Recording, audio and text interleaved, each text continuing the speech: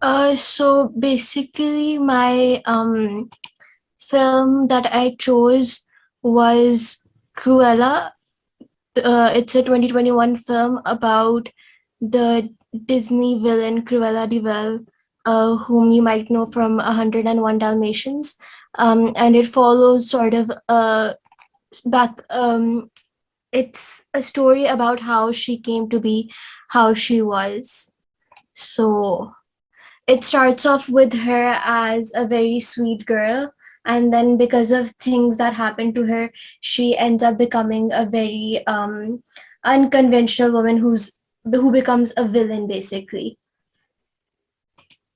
So Cruella, the movie is about, in terms of gender representation, it's a reversal of the roles. So the women, they take on a role that is more dominating and aggressive, while the men, they have to listen to them and they have to be obedient to them and do whatever the women say to them. And then the spotlight is kept entirely on the women. So the major narrative decisions, whatever happens in the plot that pushes the plot forward, it's the women who are doing those things rather than the men.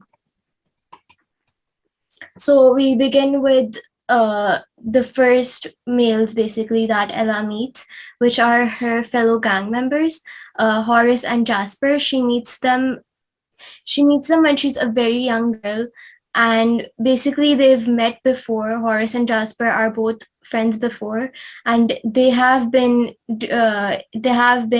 stealing and doing those things before she meets them. But when she meets them, she's the one who instantly becomes their boss, and she's the one whom they have to follow. So I couldn't download the movie to I couldn't download the movie to give you guys the video clips, but basically there's a point in the movie where they have to even dress up as one of them has to even dress up as a woman to go to a ball with her, and to actually make sure that the way is clear for her to complete her task, for her goals to happen. So the role of women in the plot is essential. We have Again, I could not get videos, but I have mentioned the examples. So, for example, when Estella is born, she's not born to the mother that was shown in the beginning of the movie, but she is born to the Baroness, and her father does not have any role in deciding where his own daughter goes, because her mother decides immediately that I'm going to get this little girl killed, and her husband does not even find out about it. So again, it's a woman who's making the major narrative decision. And then when it comes to Estella taking back her father's estate and getting revenge for her adopted mother's death, then again it's Estella who's actually in power. She has other people around her. Like there's Horace, there's Jasper, there's Artie, there's her father's estate's butler. But it's her who's making the decisions, and it's her who's deciding what happens, and her who's going through all of the character development and coming to whatever decision she comes to. And for this, I added the observation by Laura Mulvey that the man is the one who normally controls the film. He's the one who's the active one of forwarding the story and making things happen. But it's a role reversal, because over here it's the woman who's doing that. Then we go on to the representation of the men. So the men are more feminine. One of the most prominent example, like I've already told you, that Horace was willing to dress up as a woman for Estella's plan. But for one of the most prominent examples would be Artie, who is someone who dresses in a very camp way, and he is not. So, as Lemish observes, there's very little room for positive alternatives in the media for the kinds of masculinity that are more feminine, because they're ridiculed and they are uh, sort of mocked, right? But over here, the feminine man, he's not mocked, he's shown in a positive light. And uh, and even the main character, she basically compliments him on his sense of fashion rather than his feminine clothes being made fun of or his makeup being made fun of. So that brings us to the representation of women. And basically, as Malvi observes, mostly when a woman comes on screen, she is shown in a seductive light. She's supposed to be an erotic object, but again, it's a reversal because the women, they wear clothes that are, uh, wait a second, that are more artistic, that are meant to make more of a spectacle than to look and to be seductive, right? It's supposed to be something that's more artistic, something that shows their artistic side, and something that brings the attention to them as a whole and to their power and their dominance in that certain scene.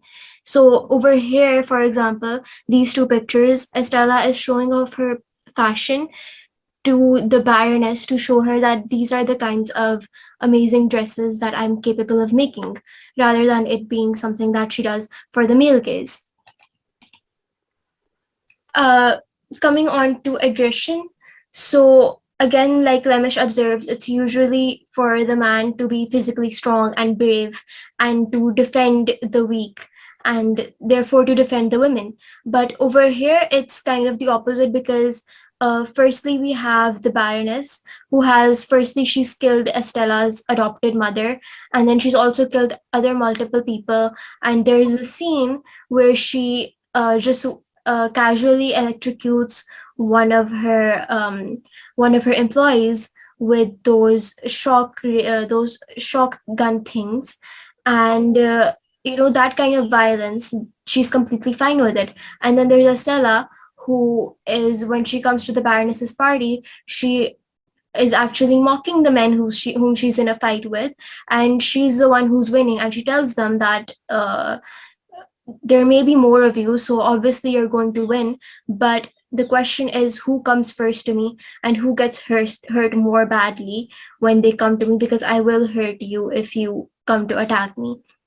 Uh, and then in contrast to this, we have the men of the movie, whom, so when Horace is involved in a fight, he cannot even take one person in the combat, and then his dog is helping him, and the other guy, Artie, is helping him, and that's how he wins. So it's mostly the women who are showing the physical power as well.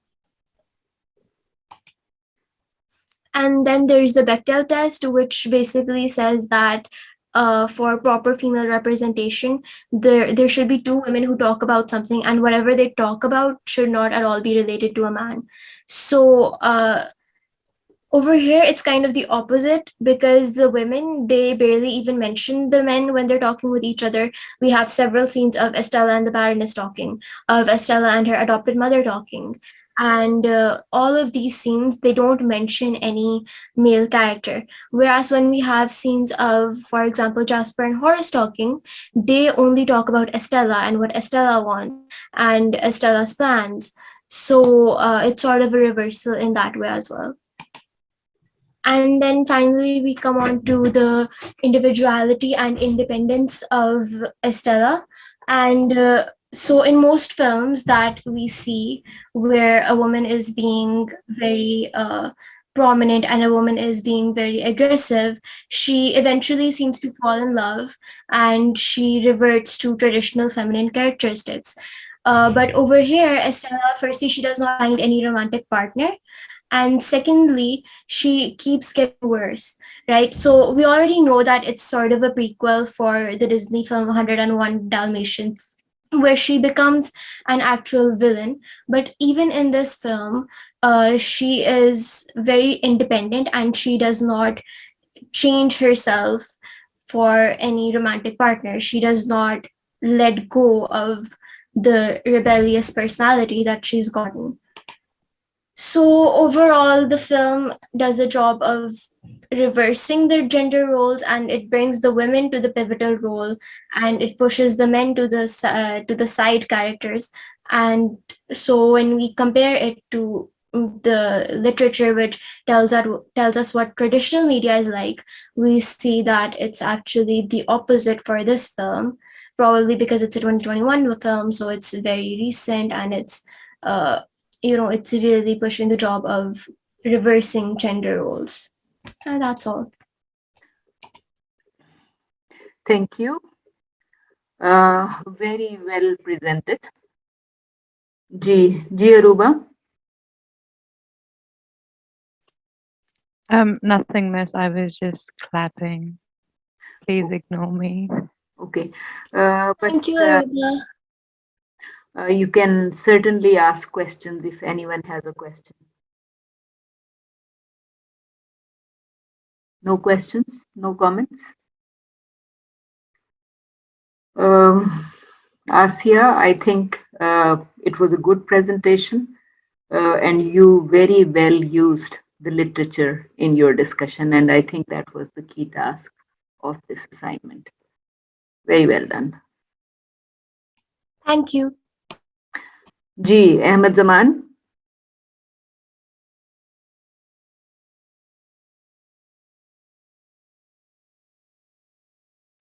I think Ahmed Zaman is not there. Is he?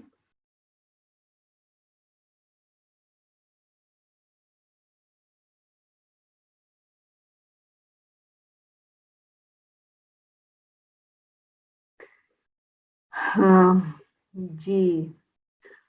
Anam. Anam Humayun. Yes, ma'am.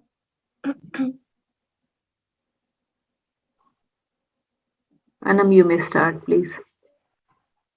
Okay, ma'am.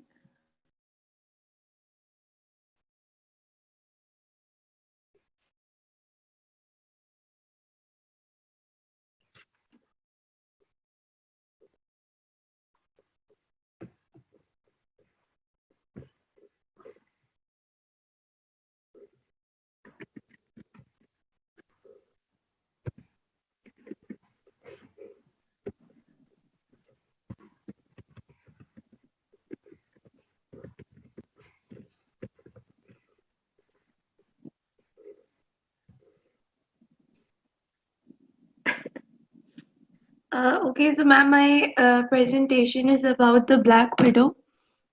Can you see the screen? Uh, I can. Uh, okay,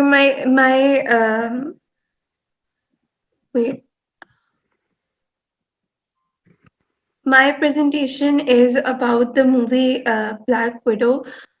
She's a Marvel comic character, and she also, just like in 2021, a movie was released about her, and she was also starred in other movies like The Avengers and all, where basically the film revolved around the male superheroes. So it's about a woman called Natasha Romanoff, and she was a former KGB spy, and she comes face to face with her family problems and life and what goes on in the Black Widow Academy and the Red Room, basically the Red Room Academy, and where the Red Room Academy is where the Black Widows are uh, constructed. Okay, so the origin is based on tragedy. This means that Black Widow जो थी उसमें mostly जो super heroes हैं उनकी कोई ना कोई tragedy होती है और समथिंग जिसमें they have to go through something harsh or bad or something that is really uh, tragic for them, and hence they become a superhero or something. And it's not just for women, it's for men too, but for women it's more extreme. Female superheroes have to prove themselves multiples of times. For example, Natasha had to go through the Red Room Academy and become a Black Widow and prove her worth. So in this movie, it's based after she quit the Red Room Academy. She just ran away from there, And the male, in all, as contrary to male superheroes who they don't have to prove themselves. For example, Superman, he did not have to prove himself at all. He was just born with superpowers.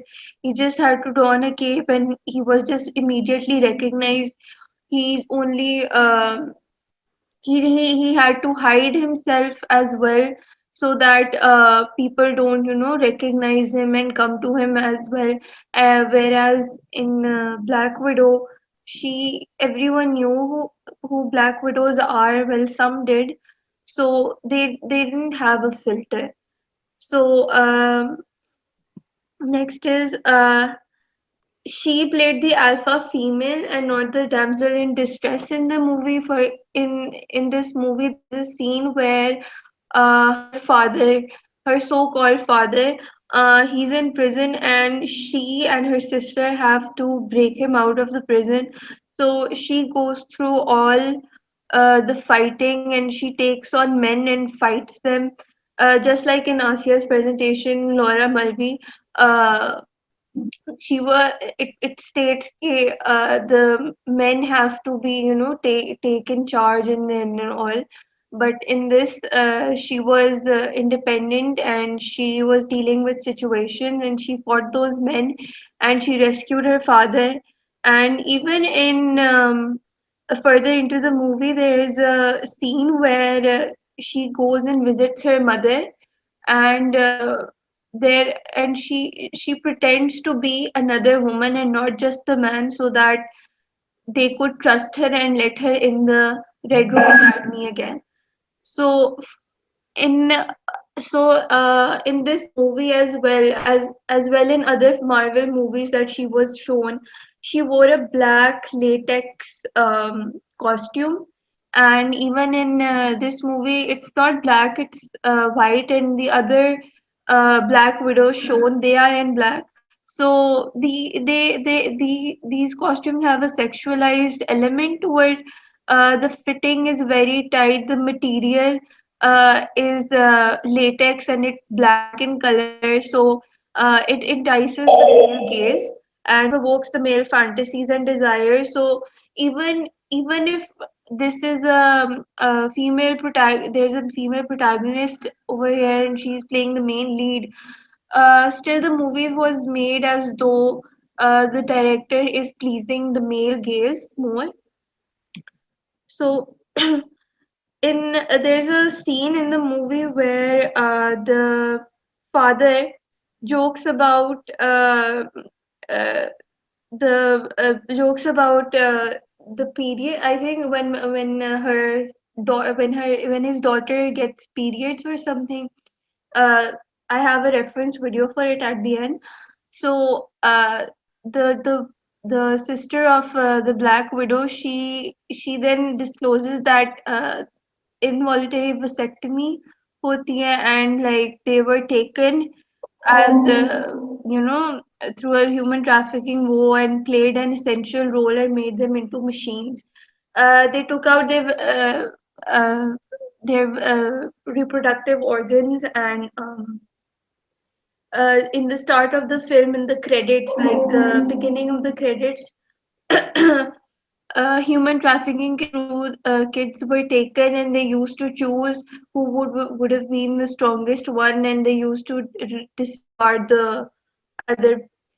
So they took their will, they brainwashed them, and they turned them into robots. They uh, used different tactics and techniques, since they thought that women are an easier target, because women are supposed to be emotional and they're not supposed to be destructive and all, but they are easily, provoked and all. So they were an easier target to brainwash. So they um, turn them into machines, into destructive machines. They did not feel for the other person. They just uh, killed when they got the order. So they took the judgment, humanity, morals. They had no human relationship, and they turned them into machines. So this was the whole, like, the film where they could. So this is a reference video. I don't know if it will work. This is the part where human trafficking. They took little children, and over here he's choosing who will become a black widow and who will get trained and who will he disregard. This is the scene about the joke about the period and all. Um, this is a joke that that the father did. Like it wasn't a joke. He was like, so you're on on that time of the month, and she punches him because they met him after a long time, and he wasn't their real father. So he they punched him because he wasn't there, and he never even asked about them, and he was the one who gave them to the uh, Red Room Academy. So when trouble arose, they inside they knew that they could count on him, but still they were angry at him. But in this movie, the basic male, the representation of men are a bit like they're portrayed as females a bit thoda sa, because they are more emotional, because the father can be seen as in the further in the movie that he hugs them, that he is proud of them and all. So but the women, the the Black Widows, both the Black Widows, the sister and Natasha, they both are just they don't want to associate with him, and they don't have any emotional connection with them. So yeah, that's it, I think. All right, thank you. I think well presented. G, questions? All right. Anam, uh, I just have a few questions. Uh, Yes, मुझे ये बताइए कि I think you well presented how Black Widow is selected and what they do to her. Uh, I just wanted to understand, did you try further exploring the human trafficking part and uh, removal ma'am, of uterus uh, in regards to character development? जो the human trafficking part is just a bit शुरू की movie में, it's just the beginning credits.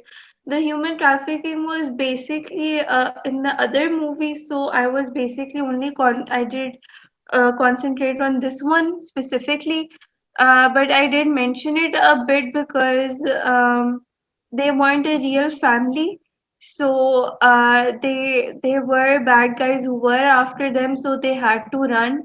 But like the father, they gave them to the Red Room Academy so that the both the girls could be stronger and safer. But he didn't know that there would be involuntary vasectomy and everything. So yeah. So I was trying to understand what was Black Widow's exact role in connection to human trafficking. You're saying it was not the main theme in the film. So do you No, also? human trafficking was just used to get her to the Red Room Academy, and um, in case of the mother and the father, जो उन दोनों के थे, the mother and the father, they were the ones who put them there. The mother was gone. They thought that the mother didn't knew that they were going over there, but she knew. And the father, he was basically the one who gave them away, but he gave them away because he wanted to protect them and make them stronger. But he didn't knew that how toxic this place, the Red Room Academy, was, and what they did to them. So human trafficking is just a means of getting the girls over there to the Red Room Academy. Okay. And do you have a specific comment on removal of uterus? Because Why do they exactly do that? They do that so that they don't have any emotional connection with another gender, or they could not get pregnant, so that they could start a family and get distracted. They just needed machines. So they just brainwashed them. They didn't have any sensory tension between them. They were not emotional. Even in the film, they even show an antidote which puts them out of this brainwashing state and all. But they take out their uteruses and ovaries just to um, uh, cut down the possibilities of having a family for them. All right. Okay. Did you try finding some literature on women and their emotional relationships? Ma'am मैंने लॉया मर्जी का ही किया था, not the relationships आपस में, but the वही the male being dominant and like यहाँ पे भी इन्होंने रोल रिवर्सल ही किया हुआ है. As Asiya said, यहाँ पे भी उसने रोल रिवर्सल ही किया हुआ है, because the father is a bit goofy, and he's after when like after a few years he's shown in the movie, and he's not an attractive man जिस तरह से लोग कहेंगे कि अच्छा super heroes are meant to have a very muscular body and all, but he was a bit obese and all. He was shown in that way. The main focus was on the women of the movie. Okay. Thank you. Yes, Very good thank you. presentation. Thank you, जी. Next, कौन है? Arooba Aleem. Yeah. Okay.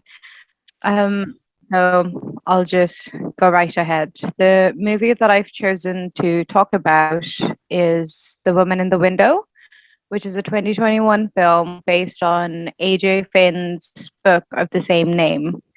Now, my essay doesn't just focus on the representation of gender in the movie, but it also specifically focuses on the representation of women and the intersection between women and disability on screen and in the media and the impacts that it.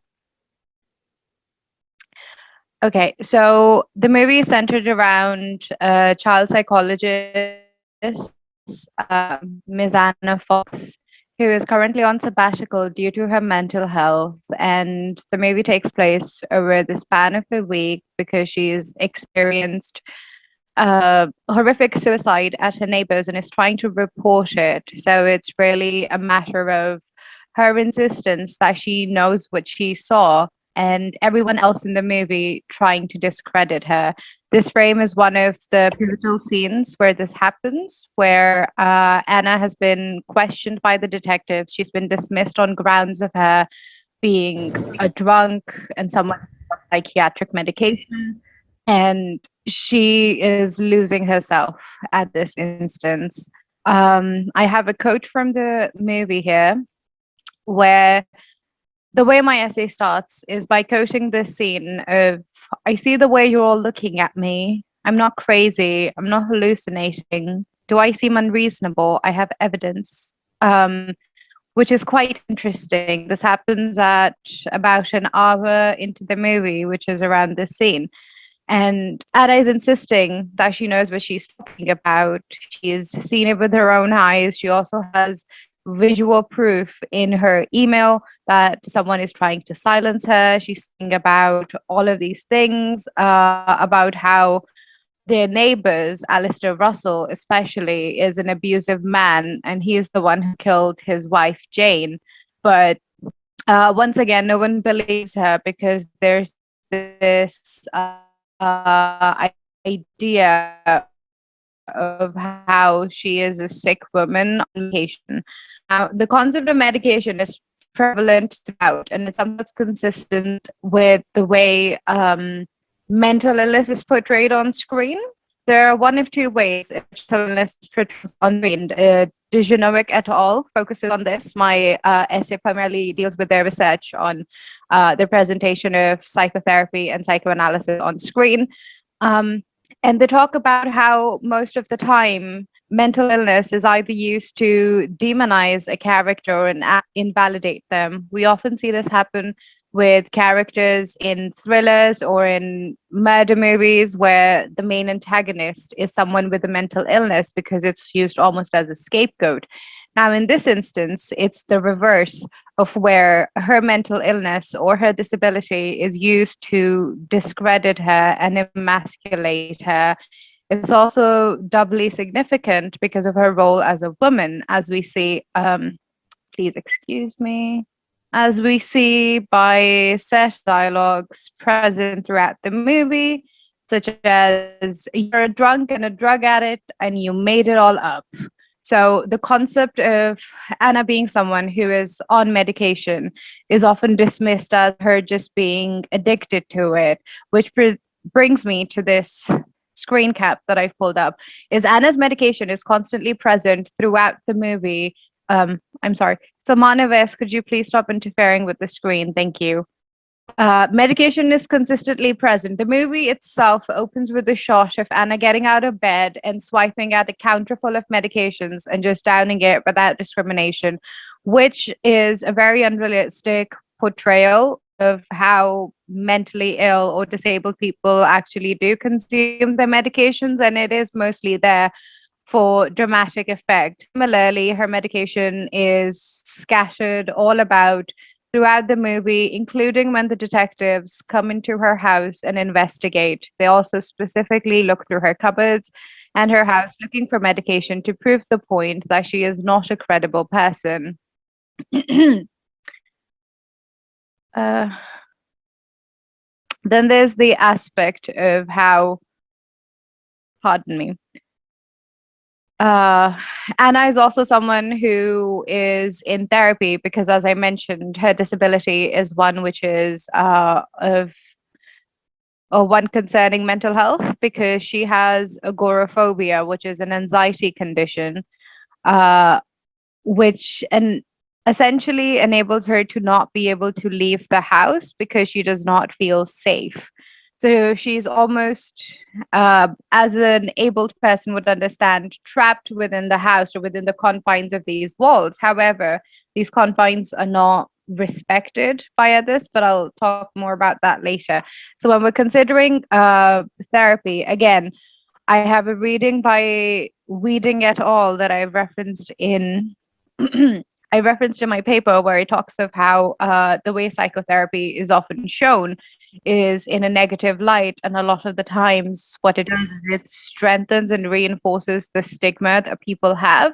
So instead of presenting psychotherapy in a positive light, it instead has the opposite effect. We see this happen with the way it's shown with the relationship between and her psychologist, Dr. Landy, because Dr. Landy is a highly unprofessional, misogynistic male psychologist that she has. He constantly dismisses her. The first session that we see through the movie, he completely ignores her while she's trying to speak to him and asks inane questions about what's happening across the window from Anna's apartment because it's the only insight she has into the outer world. And it's interesting that this dichotomy and juxtapositioning of the way it's shown in the title of the movie implies as if Anna's the one with a problem of nosiness and invasiveness, where she's looking into her neighbors and seeing what is happening. And it embodies the stereotypes of women being gossips and not knowing when to respect boundaries. Whereas, in fact, Dr. Carl Landy, who's insisting that she focuses on things that her neighbors are doing instead of something that she does on her own, because he believes, and I quote, curiosity is a good sign in people who've tried to kill themselves. Another aspect that we see is that Carl does not listen to her. He does not accommodate her. She is concerned about her medication and he completely sidelines her. We have this instance where Anna talks of how he's getting off on controlling me around 5 minutes into the movie. She's agitated and distressed following the first session. And It's mostly because Dr. Landy hasn't done anything. It's also a comment on how psychiatric medication is perceived in society, because it's seen as something not worth discussing. It's seen as something that should not be discussed, even in a professional setting.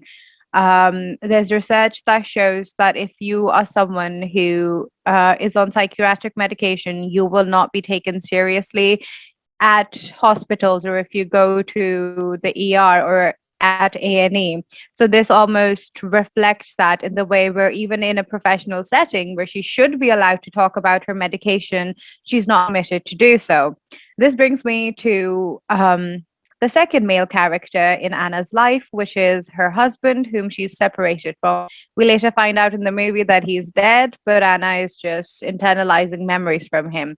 Now, Ed is an interesting character because he presents an almost exact dichotomy and comparison to the husband, who is John from Charlotte Perkins Gilman's The Yellow Wallpaper, published in 1871 originally. Um, Now, John is a doctor whose wife is suffering from postpartum depression, and he does not acknowledge it. Instead, he shuts her up in a room because he believes that she needs solitude to get over her hysteria. Ed, in a very similar way, um, presents a lot of gaslighting and manipulation when Anna speaks up about her discomfort, when she speaks up about the way her psychologist is mistreating her. There's also instances of both Ed and John belittling and dismissing their partners. They use terms like slugger or goose to sort of almost infantilize their partners, because it's always accompanied by statements which implies that their respective wives are being silly or unreasonable or quote unquote reading too much into it. What is, however, a very interesting reversal is although John in Gilman's story is a physician and he has this accomplished medical role to speak on, Anna's husband does not. In fact, it is Anna herself who is a child psychologist. And yet, as someone who has a credible expert's opinion, she is being dismissed as a disabled, mentally ill woman. And it's something that's consistently been brought up throughout the movie, where she's made statements of how she's been a shrink for 15 years. She knows a threat when she hears one, which again is a scene following the conversation previously mentioned between her and Ed. She also speaks about this multiple times when she introduces herself to Jane, when she introduces herself to Ethan, Jane's son. And lastly, the times where she's trying to reinforce that her beliefs on Alistair Russell, the supposed murderer of his wife Jane, is an abusive man. She posits that she's a child psychologist. She knows how to identify danger. She knows how to identify abuse. She also talks about how she personally has been subject to his intimidation tactics. Now, it's interesting because the role of men in the movie uh, is twofold. So, where you have Dr. Landy and you have Ed Fox, you also have these two characters, the elderly gentleman being Alistair Russell, supposed murderer, and the gentleman to his right being Detective Little, who's supposedly a sympathetic character. But despite Detective Little's sympathetic nature, he is still someone who is doubtful about Anna's credibility and sanity. He's also very unprofessional in that he without any consent breaks into her medical files and records and uses it to discredit her. Now, when we talk about the way this scene specifically is shot, is a lot of the times you have these big, bulky men posted against Anna. It's them on one side versus her in very much a physical manifestation of a it's her word versus theirs way, which is exactly what is happening. And it's a comment further on how it's a further comment on how women in society aren't believed is obviously heightened and exaggerated in this instance because Anna is a mentally ill and disabled woman in the case. And because of that, she's been written off as a nuisance and as someone who cannot and should not be taken seriously. As I've quoted here, Alistair Russell referred to her as a drunken, shut-in, pill-popping cat lady. He talks about this when he breaks into her house and threatens her with violence. And he believes that he would not be held accountable. Anna tries to threaten him back by claiming she will call the police. And he says, go ahead, they won't believe you because you're a drunken, shut-in, pill-popping cat lady. There's also this element of how, by virtue of Anna being someone who's on medication, by virtue of her being someone who has a cat and someone who has a job, which is a psychologist, a traditionally empathetic and caring role, and someone who prefers to drink wine in her free time, as we noticed with the image with Jane in it. Now, these are all stereotypes embodied by women in the media of how they drink a lot of wine, they take a lot of medication, they don't have a lot of substance to them. And this does ring true. As we've spoken about Mulvey previously, I won't directly be referencing her, but I will instead be speaking about alternative sources such as Turner. Now, Turner argues that feminine depictions in the media are often for an aesthetic role, but it's often also for someone who needs to be dominated by male characters or the male audience, as I've demonstrated through the mention of Dr. Landy, through the mention of Ed Fox, and through Alistair Russell and Detective Little. This is something that we constantly see, of where not only is Anna being disbelieved and belittled, but she is also being dominated by these men, one in a criminal justice capacity, one in a psychiatric capacity where she can't help it, one in a domestic capacity, and one in the capacity of a random man breaking into her house. There's also, excuse me, there's also the case of Ethan Russell, the supposedly abused son. Now, Ethan Russell is shown in a very effeminate way. He's shown as very shy and awkward and compassionate. And these are traits that he's shown to be the reasons for why he's abused. So when he's presenting in feminine traits, he's someone who is subject to abuse and violence by other masculine characters. However, towards the climax of the film, when he switches to a more toxically masculine and aggressive side, he's almost absolved of it, where he's rewarded for it. So presenting supposedly masculine traits such as violence and aggression, as mentioned before, have often been rewarded. We see this with the case of Ethan, and also later with the case of Anna, where when she's fighting back against her assailant towards the climax of the movie, she is suddenly believed to be true because she broke out of the confines of her illness, so to speak. So this concept of a man who is being punished for being effeminate and a woman who's being punished for behaving in traditionally feminine ways or stereotypically feminine ways, and then that being reversed because they act in traditionally masculine or perceived to be masculine ways is quite interesting because it places again the attention and the focus on how the man is in power, even if the supposed masculine traits are being embodied within a woman. There's also aspects of how Anna herself is not allowed to be a character beyond how she is perceived. So, as I've mentioned, her condition, her agoraphobia, is very consistent throughout the film. It's repeatedly brought up. She is not allowed to be anyone beyond how everyone else sees her, beyond how her husband sees her, beyond how Dr. Landy's profiled her, beyond how her neighbors and Detective Little have identified her.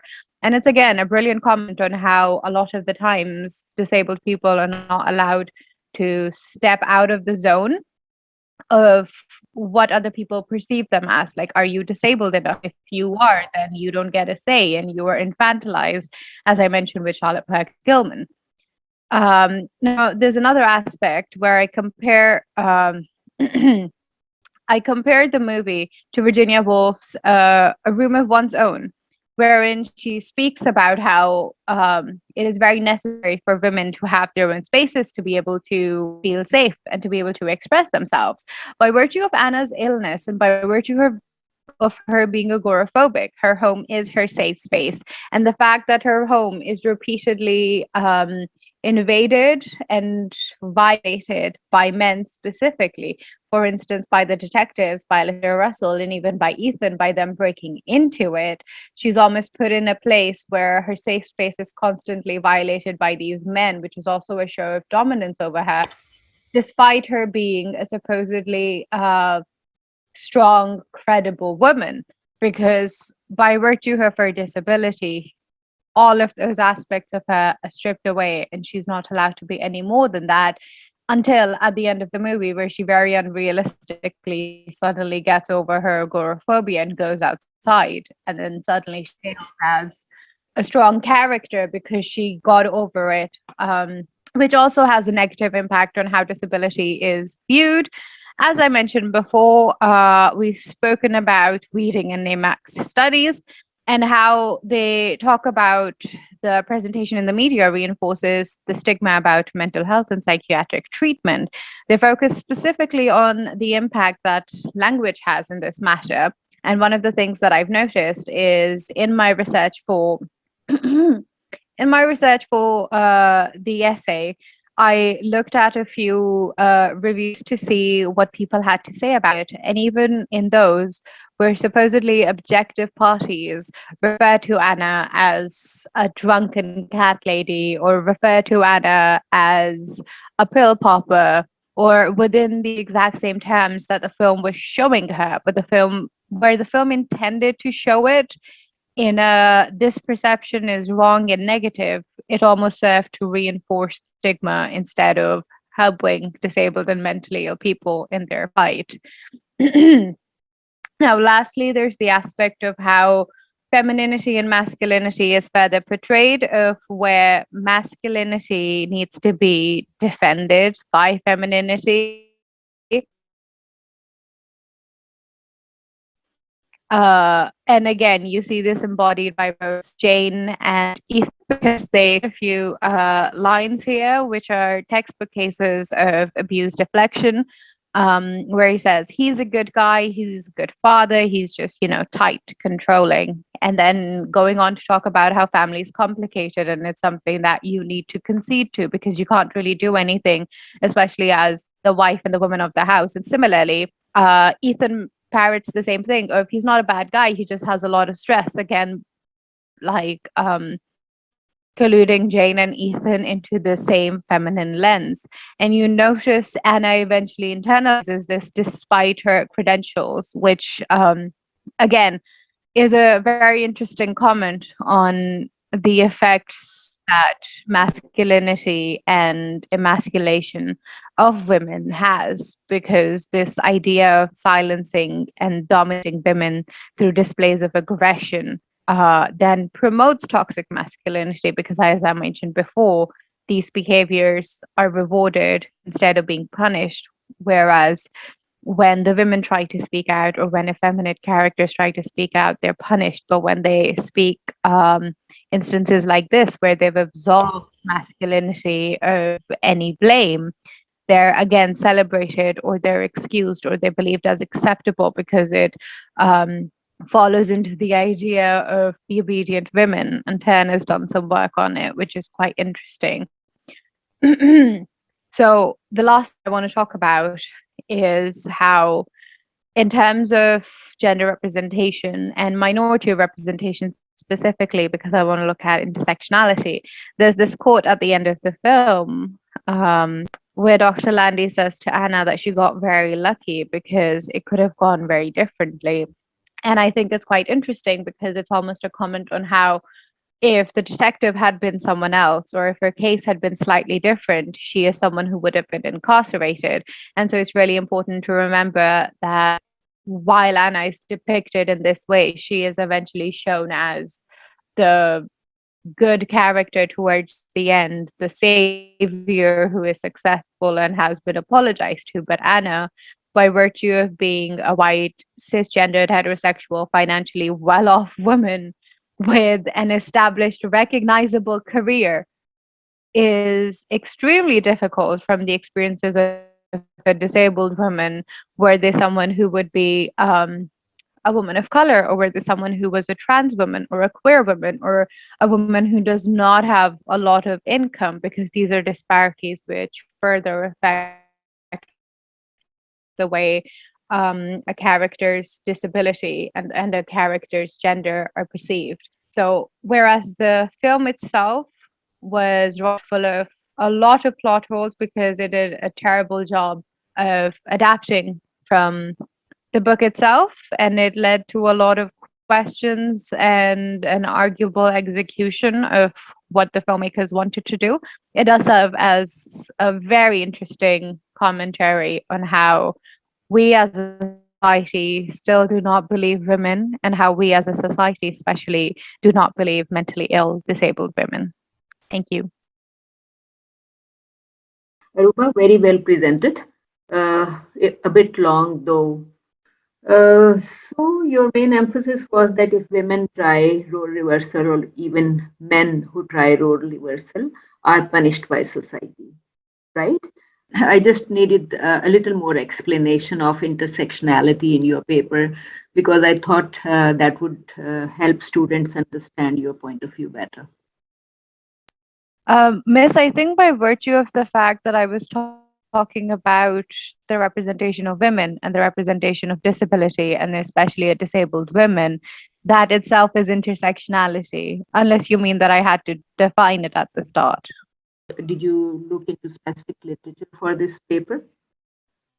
I did, yes, and I refer to it throughout. I refer to studies by Turner, by Mulvey, by Dijimanovic, and also by Weeding et al. All right. I think it was very obvious that you had used a lot of literature. I just wanted to be sure about the names. Right. Okay. So, Ethan Russell is actually Alistair Russell's son or some other person? Ethan Russell is Alistair Russell's son. As I mentioned in the presentation, he is Jane and Alistair's son. All right. So, how would you link this whole situation to real women in society? Do they go through similar treatment, or women are generally distrusted about their opinion or about their views? So, as I mentioned throughout the presentation, and how I refer to weeding, and how the representation in the media does have an impact on how women are treated. Specifically, I refer to the example of women on psychiatric medication seeking any kind of aid from healthcare professionals, or also from justice professionals, and them not being taken seriously and dismissed. So I do believe I gave an example and a comment on how it affects real women, and also in the way that I commented on how it's also a representation of her word versus their word, which, how I said, is a comment on how sexual assault discourse often goes in society. Girl on the Train. It's adapted from a novel with the same name. और ये 2021 की film है, एक thriller है. इसके अंदर we follow a female protagonist. Her name is Meera Kapoor. We see that her life is going really smooth, but बीच में there's an accident, and जिसके लिए partly she is to be blamed because उसके husband उसको बोल रहा होता है कि आप ये lawyer वाली job छोड़ दो because it's not जो है, but she just pursues it, and उसकी वजह से had grudges against her. तो eventually वो उनमें से किसी लोगों ने प्लान कराया होता है, which is उसकी वजह से her husband leaves her and she has a miscarriage. तो अब इसके मेन थॉट स्टार्ट होता है कि इस पूरी स्टोरी में she follows another murder mystery. उसके बीच में उसकी अपनी भी मिस्ट्री क्लियर क्लियर होती है. जैसे मैंने अपने ऐसे में explain, my essay lacked a lot of readings जो मैं होपफुली इस प्रेजेंटेशन में ऐड कर लूँगा.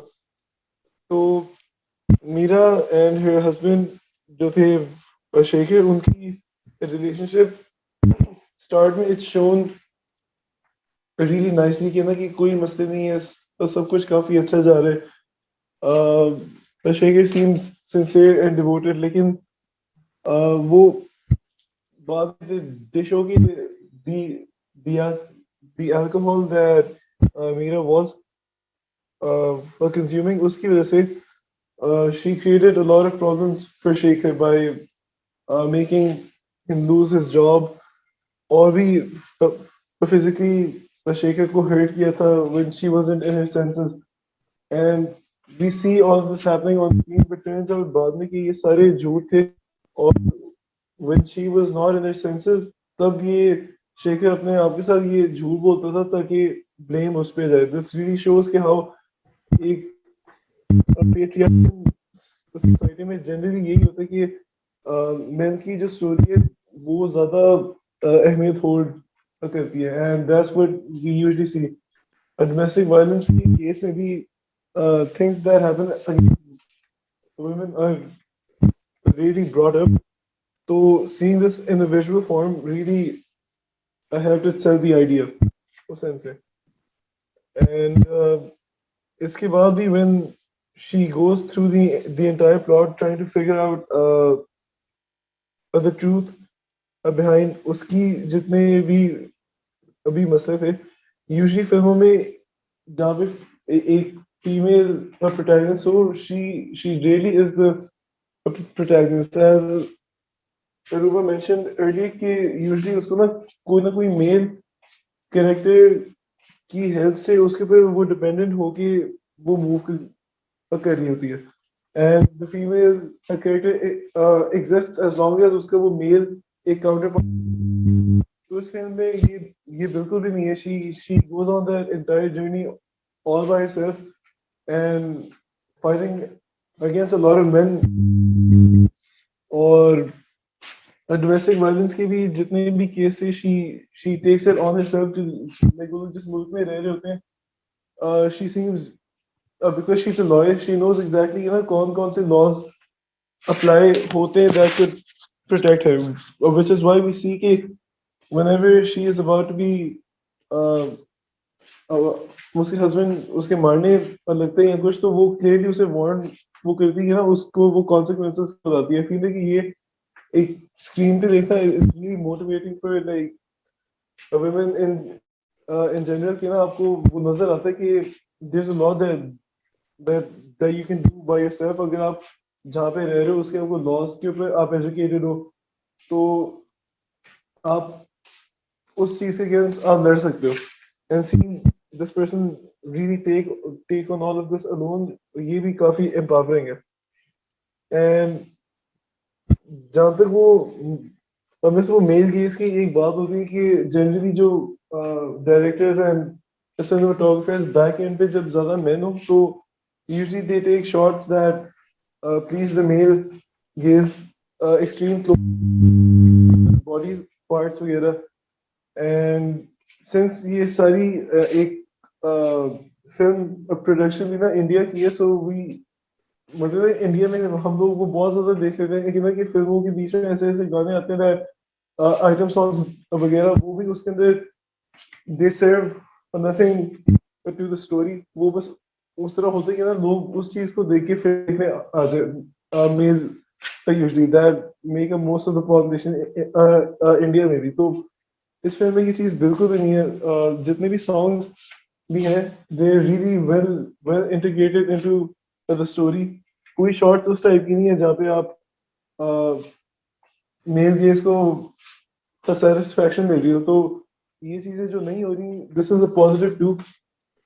एंड लास्ट में बस ये रिप्रेजेंटेशन के पॉइंट ऑफ व्यू से, ये मेल रिप्रेजेंटेशन जो है, वी यूजुअली सी के ये मीडिया में characters like therapist and psychologist जो होते हैं, because they get so personal with their patients, they could usually um,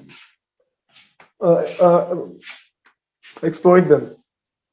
And I feel like कि रियल लाइफ में भी एक चीज का डर यही होता है कि जब आप अपनी इतनी पर्सनल चीजें आप शेयर कर रहे हो एक स्ट्रेंजर के साथ, तो at some point they could like वो ना एक पेशेंट्स यूजुअली सेफ नहीं फील करते, तो इस फिल्म में majority time they show कि the a therapist was having an affair with a female character, which actually starts the whole issue.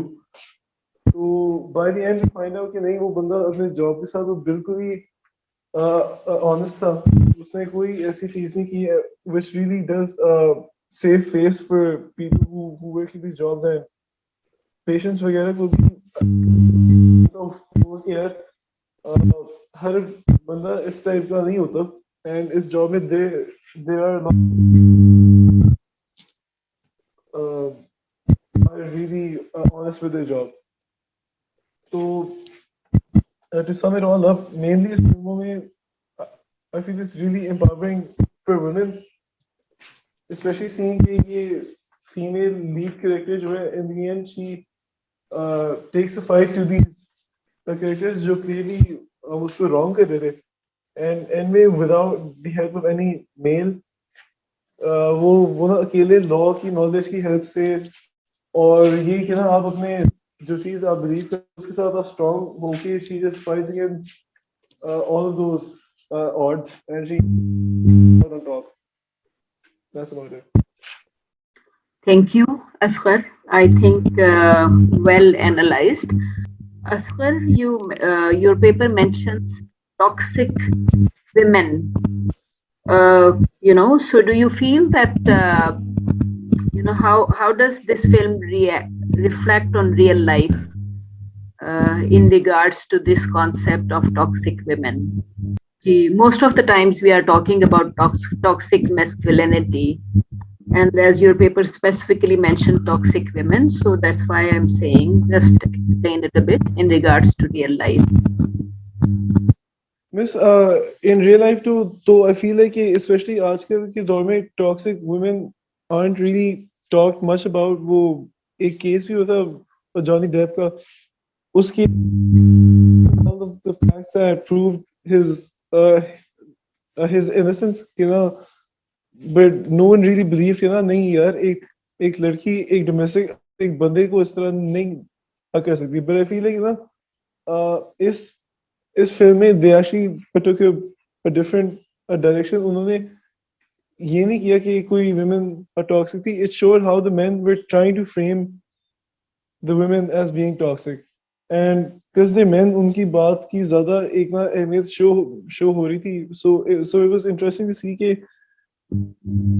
male characters claim कर रहे थे. We saw a version of that visually, and क्योंकि I guess कि हमारी brain functions in the way कि जब हम कोई चीज visually देखते हैं, we actually seem to believe it more.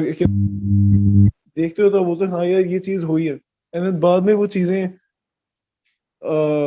Change हुई थी. They showed कि नहीं असल में ये नहीं हुआ था, ये हुआ था. Okay.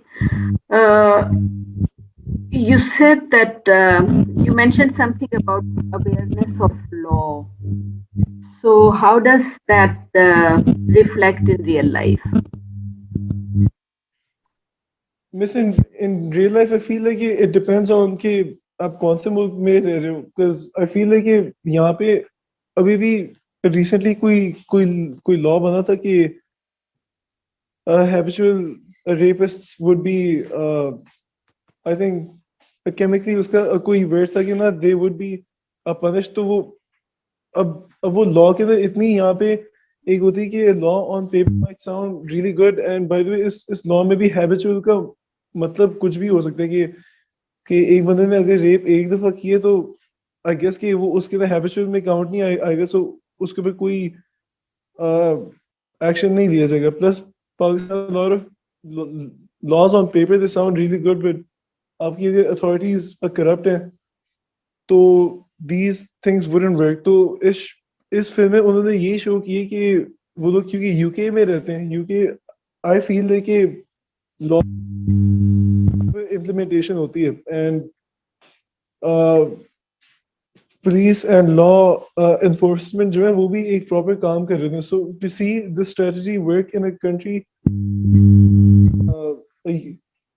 like the UK, it seems realistic. But ये चीज अगर वो ना इंडिया में शो कर दे, पाकिस्तान में शो कर दे, it would have been a little hard to believe. Okay, so you mean that women in real life also lack awareness of law, and that's why they suffer? Not exactly. I feel like this isn't a reason for their suffering. बिल्कुल भी नहीं है. I feel like generally हम citizens laws के बारे में aware नहीं है and how protected. And this isn't a reason for why a domestic abuse वगैरह होता है. ये I just mentioned it as a way to protect themselves. कि ना in case अगर ये हो रहा है, I feel like कि a citizen should know कि वो कौन से steps ले सकते हैं, including a woman. तो if they're going through this, it's not because उन्हें law की awareness नहीं है, but law की awareness is just a way to maybe get them out of it in case अगर और कोई चीज़ काम नहीं कर रही तो आप अपने law पे आप ना आप rely आप करो. Okay. Do you think that item songs reduce the value of violent content or issue within the film? Item songs. Gigi, do they have a negative impact on overall content of the film? इस film में कोई item songs नहीं थे, but usually जो like ना Indian film से होते हैं, आई जस्ट फील कि एक फिल्म में पार्ट स्टोरी को सर्व नहीं कर रहा. आई फील कि वो इंक्लूड आप ना ही करो तो बेहतर है. एंड अगर आप कर भी रहे हो तो एटलीस्ट शॉर्ट्स थोड़ी सी उस टाइप की दो that show the female performance skill के ना कि वो डांस की स्किल कितने लाइक हर बंदे के बस. बट यूजुअली यहाँ पे क्या होता है कि वो बॉडी पार्ट्स के ऊपर ना एक्सट्रीम क्लोजअप्स वगैरह आते हैं. आई फील है कि ये clearly I am really sure कि कोई फिल्म मेकर नहीं सोच रहा होता है इस पॉइंट पे कि ना कि हाँ हम लोग ये स्टोरी के लिए शो कर रहे हैं. It's clearly to bring in an a male audience but to watch the film. All right. Thank you. Thank you. Thank you, Miss. G. Next. Awais Jamal. Yes, ma'am. आप share कर लें please. Ma'am मेरे पास slides नहीं है तो like मैं वैसे ही explain कर देता हूँ. Okay, perfectly fine. मुझे ये बताइए कि मिड टर्म प्रेजेंट कर रहे हैं या ma'am mid term like I did same assignment too and then I improved it in the mid term. So please you missed.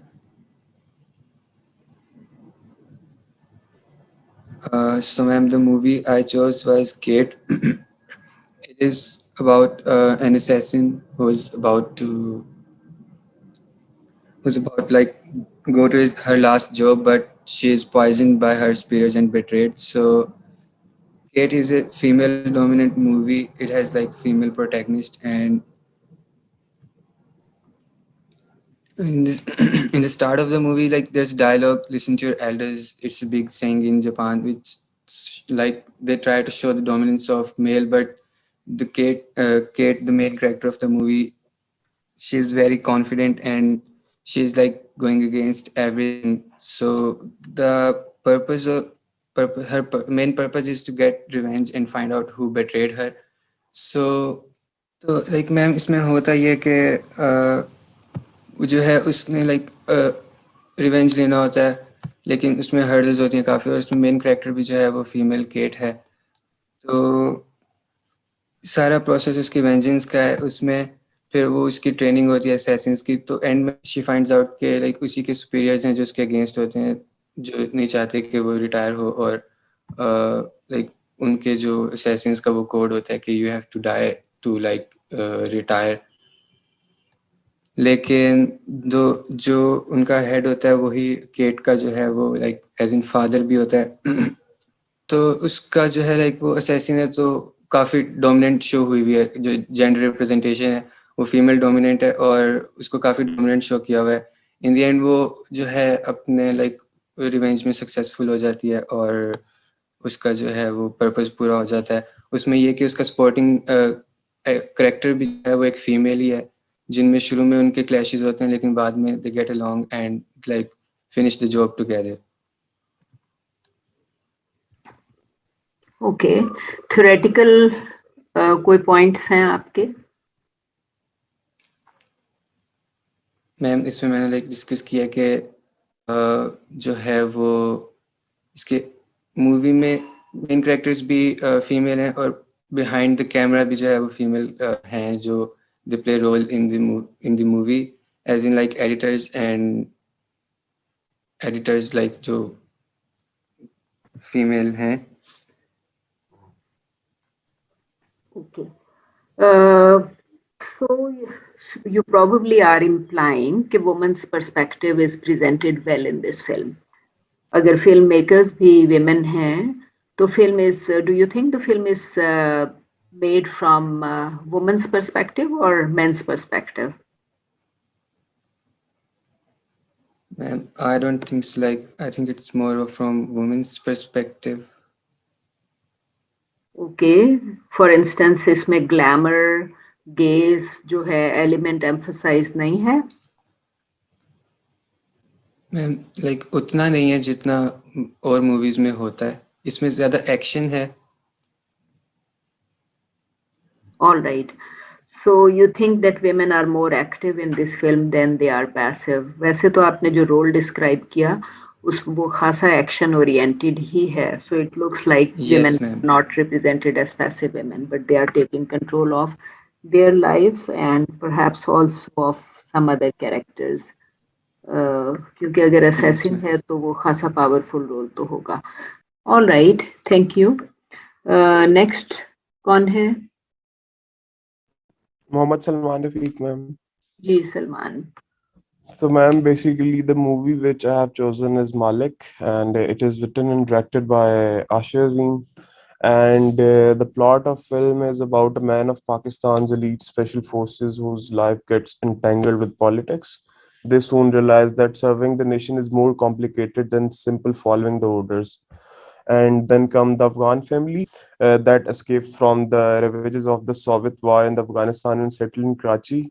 A SSG officer who undergoes a personal tragedy and starts a private security company in Karachi. His SSG colleagues keep joining the company on their retirement. An idealistic schoolmaster who suffers greatly under the cruel feudal lord and settles in Karachi, and finally the feudal lord who becomes the chief minister of Sindh and unleashes the reign of terror on all that cross his path. Malik is a story of love, loyalty, honor, family value, idealism, courage, and dignity against all odds and across all sections of the society, from the poor and the struggling to the highest level of wealth and power. So basically, what I'm going to discuss is the censorship of Malik in the light of Motion Picture Ordinance 1979 and the censorship of film rules. So the regressive rule of General Ziaul is the darkest chapter of Pakistan history. Pakistan is still facing the ramification of the laws and ordinances the military dictator promulgated during his term. The censorship rules, the Motion Picture Ordinance 1979 and the censorship of Film Rule 1980 are used to regulate the film industry. The strict censorship and regulation of the entertainment industry are some of the profound reasons of its demise. The censorship board working under the Ministry of Information focuses on administrative procedure and policies framework for the certification of the film. It covers the wide aspects of morals and ethics, which are guiding principles for censorship in Pakistan. Malik was basically released on 8 April 2016 across Pakistan. However, after being given approval by the censor board and aired in cinemas for more than 3 weeks, the federal government banned it for violating the Motion Picture Ordinance 1979, Section 9. Censorship of Asir Azim's film Malik and proves that it is victimized and politicized for presenting the ugly picture of Pakistani politics. It also analyzes the oath of Muhammad Hossein Lagari and a resembling character of Sain. The plot of Malik encapsulates the current state of the affair of Pakistan by representing the bad effect of Afghan war on the people as well as the ugly face of elitist culture, autocracy, and feudalism.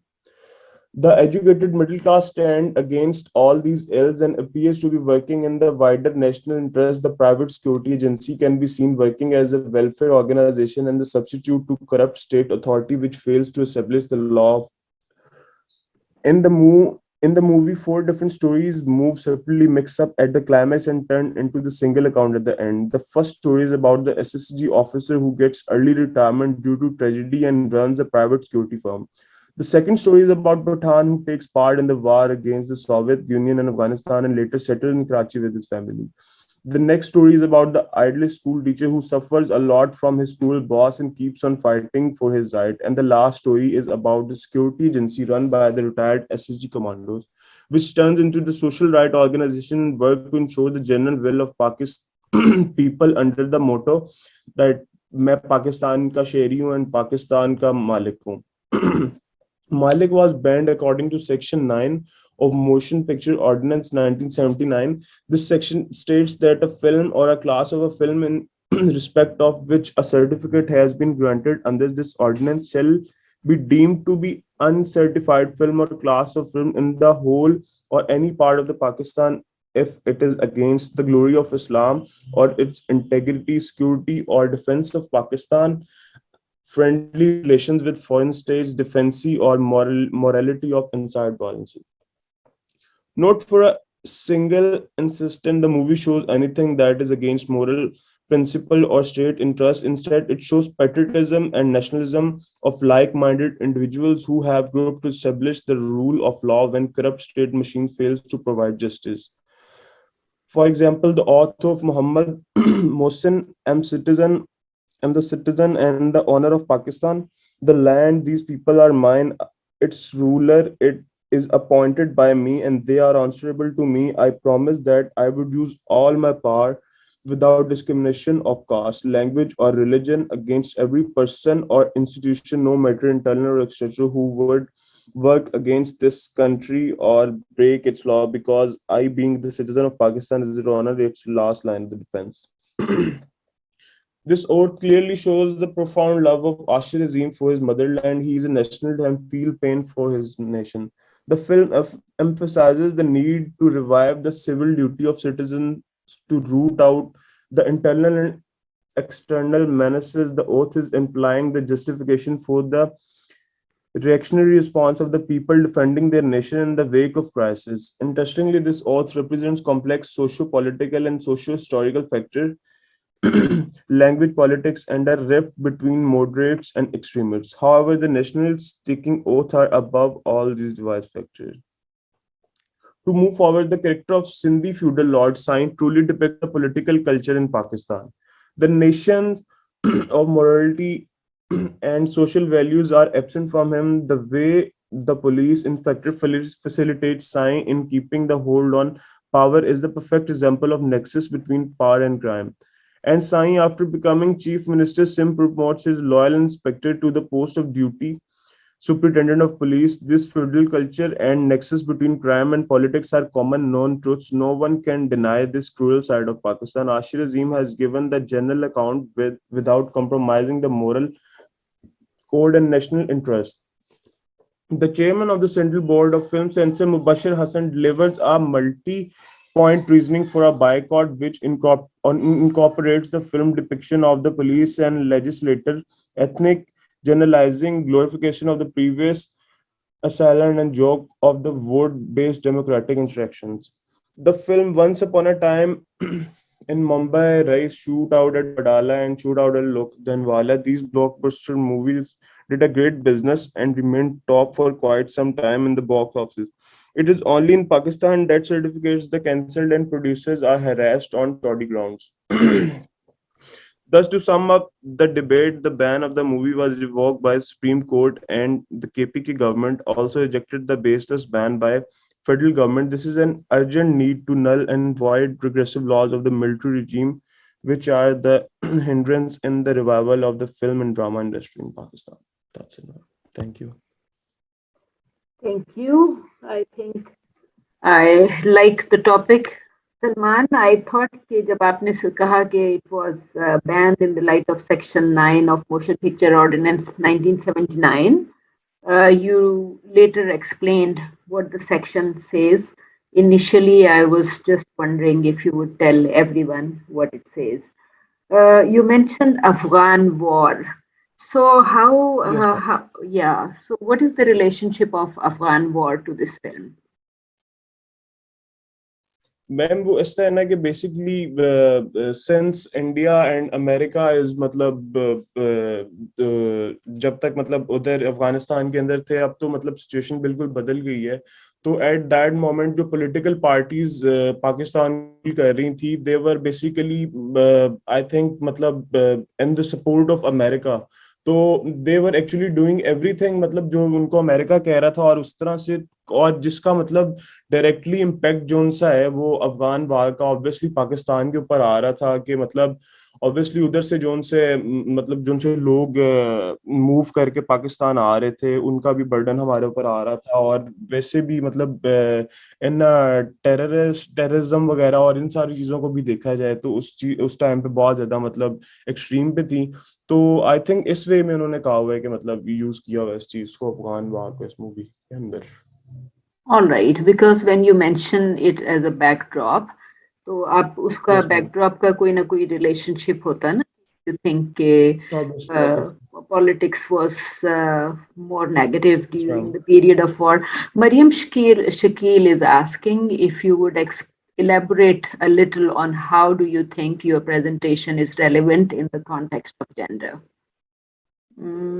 आपने इसमें gender तो है ना, जब film में rape scenes हैं या rape attempt है, तो जेंडर का रोल तो है फिल्म के अंदर। सीन उस तरह से तो नहीं फिल्म में दिखाए गए, लेकिन फिल्म में बेसिकली अब पॉलिटिकल कल्चर दिखाया गया, उसके अंदर बेसिकली जेंडर डिस्क्रिमिनेशन इस तरह से की गई है कि मतलब जैसे लास्टली अभी वो कह रहा था, लास्ट प्रेजेंटेशन असगर दे रहा था, उसके अंदर वो मतलब एक कह रहा था कि मतलब आइटम सॉन्ग्स के अंदर मतलब क्लोजअप्स और इस तरह की जो सी सारी चीजें हैं, वो सिमिलर थिंग इस फिल्म के अंदर भी मतलब बेसिकली पॉलिटिकल कल्चर के साथ उन्होंने मतलब फीमेल जेंडर के साथ इस तरह से दिखाई हुई है कि in the parties and all जो बेसिकली सारा हो रहा होता है, उसके अंदर बेसिकली जेंडर को उस तरह से दिखाया गया है। Okay, so can you try explaining how what did Supreme Court exactly say when they removed ban from the film, and also the court in KPK? There were some parts in the movie के जिनके ऊपर वो मतलब कह रहे थे कि you just cut them down. Okay. तो वो बेसिकली पार्ट इस तरह के थे कि जिसके अंदर कल्चर को जरा बहुत ज्यादा क्लोजली दिखाया गया कि मतलब जो किसी को काफी चीजों का मतलब बेसिकली उस तरह से पता भी नहीं था, तो रियलिटी को दे एक्चुअली मतलब उस तरह से प्रेजेंटेड इन द मूवी। तो व्हेन इट केम आउट तो उसके ऊपर बेसिकली सुप्रीम कोर्ट और केपीके ने मतलब इस तरह से लिया था कॉज उस वक्त गवर्नमेंट भी जो सा है ये पीएमएलएन वगैरह की थी। तो that's why they didn't wanted कि मतलब ये सब ऑन एयर और उस तरह से मतलब चले। तो दूसरी side on the other hand जो मतलब आप कह सकते हैं कि मतलब ऑपोजिट पार्टीज थी, फॉर एग्जांपल आप पीटीआई ले लें और सारा कुछ देवर मतलब इन द इस basically they were not against it और PMLN and PPP they were basically against this movie के मतलब इसके ऊपर वो censorship वाला सारा जो सा किया जाए। So this is that's it I guess. Okay. Did you try finding any other articles on censorship of films? No ma'am. All right. Cause ma'am जब आपने मिड दिया था तो तब मैंने जब क्वेश्चन नंबर 7 पढ़ा तो एकदम आई क्लिक के मतलब मुझे मालिक के ऊपर ही करना चाहिए। कॉज वो मैंने मूवी अभी मतलब महीना डेढ़ पहले ही देखी थी, तो उसके अंदर सब कुछ था, तो मैंने कहा कि वो जरा ये सेंसरशिप वाले को जरा अच्छे से उसके साथ हो जाएगा। Because I think Indian films often include politicians, yeah, characters in the role of Yes. politicians, and they are often showing them as rapists. और और वैसे भी पाकिस्तान ने हमारी उस तरह से इतनी ज्यादा मूवीज के अंदर पॉलिटिकल हमारा कल्चर इस तरह से पोर्ट्रे नहीं किया गया किसी भी मूवी के अंदर, लेकिन इसके अंदर उस तरह से मतलब जरा ओपनली उन्होंने की है बात। जी जी So Ashir Azim, this movie was like right नहीं very मैं सिर्फ ये कही थी कि if you compare Pakistani cinema with the Indian cinema you would realize okay. कि जो इंडियन सिनेमा है वो पिछले काफ़ी सालों से you know they have been showing politicians as rapists Yes, or criminals yes, etc. Pakistani film ने खास तौर पे politicians को as characters नहीं डाला तो do you think that this was probably one of the first representations of a Pakistani politician as a rapist and that's why government reacted और somebody said कि जी आप इंस्टीट्यूशनल रोल भी है ना आप कह रहे थे आपने जो yeah, सेक्शन 9 मेंशन किया उसके अलावा जो रूल्स हैं उसमें इस तरह के भी रूल्स हैं कि आप इंस्टीट्यूशंस को का जो इम्प्रेशन है for example supreme court high court national assembly that's जो right. है senate etcetera so which means कि आप पाकिस्तानी इंस्टीट्यूशन जिसमें पुलिस भी शामिल है you can not show them you cannot destroy their image. So I Yes, think if they were doing this, they were probably damaging the institutional image as well. क्योंकि sitting chief yes, minister जो है वो at least provincial assembly का तो होगा ना member. तो जी, institutional image भी इम्पैक्ट में आएगी okay thank you I think it was a good presentation उसमें जो जेंडर की thank you. रिप्रेजेंटेशन है with in rape you could actually consider के हमने जो एक रेप पे आर्टिकल डिस्कस किया था क्लास में were you Yeah, present when we discuss that article ma'am, I think I was. हाँ तो आपको लगता है कि सदफ का कोई पॉइंट रेलेवेंट है टू योर प्रेजेंटेशन और to your characters I don't think so, ma'am, cause basically इधर ज्यादातर उस तरह से वो पॉलिटिकल कल्चर को भी उस तरह से पोर्ट्रे किया गया और मतलब रेप वगैरह का तो इसमें उस तरह से तो नहीं इतना हाँ ज्यादा आई क्योंकि गेस. सदफ नॉर्मली वो डिस्कस कर रही थी ना कि films use rape rescue plots या रेप रिवेंज प्लॉट्स तो आपका जो जी, प्लॉट है वो रेप रेस्क्यू है या रेप रिवेंज है I think it's uh, and she rape risk. mentioned rape rescue okay and she mentioned other type of plots rape based plots as well so I would suggest that you can look at them to find Sure, ma'am. Sure, how she ma'am. was discussing it okay thank you good All right. presentation ji good topic selected next one I'll do my presentation. ji theek Yeah, okay, I'll do part of it from slides and another part of it directly from my paper, if that's fine. that's perfectly fine thank you Wasif. All right. Uh, okay, so my name is Wasif Ali, and the film that I have decided to essentially do a content analysis for is No Time to Die. And if you look at my paper, hopefully Nazar aa raha hai aap saron ko, this was done in a manner to analyze multiple aspects of representation. So we're gonna sort of brush over them piece by piece, or maybe one or two पे हम थोड़ा detail में देखें. Right, so I'm gonna start off with objectification and scopophilia. I do apologize for pronunciations because yeah, it's a little difficult for me. Barhal, sorry.